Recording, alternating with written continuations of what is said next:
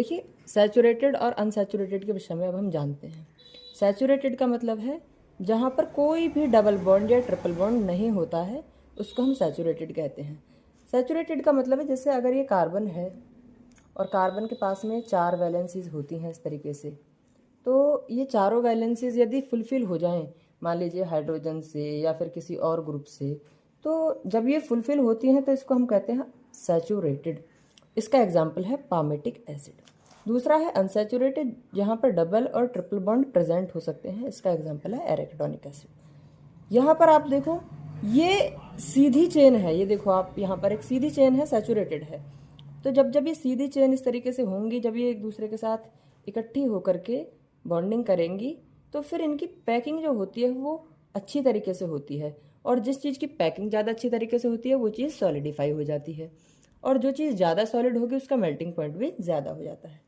जब हम बात करते हैं अनसैचुरेटेड की, तो इसमें ये देखो डबल बॉन्ड दिख रहे हैं हमको, तो डबल बॉन्ड आएंगे तो यहाँ पर ये इस तरीके से चेन थोड़ी टेढ़ी भी हो जाती है, और टेढ़ी होने की वजह से पैकिंग ठीक से नहीं हो पाती है।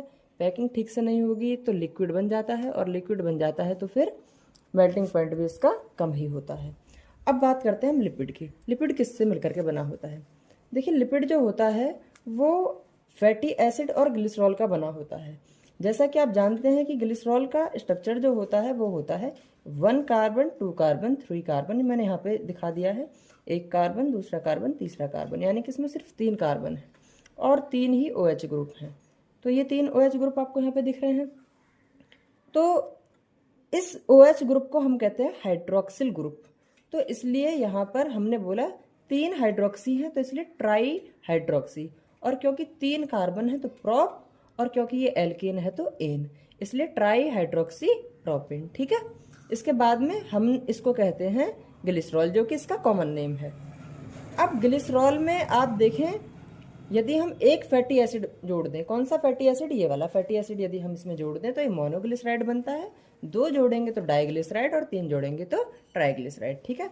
अब हम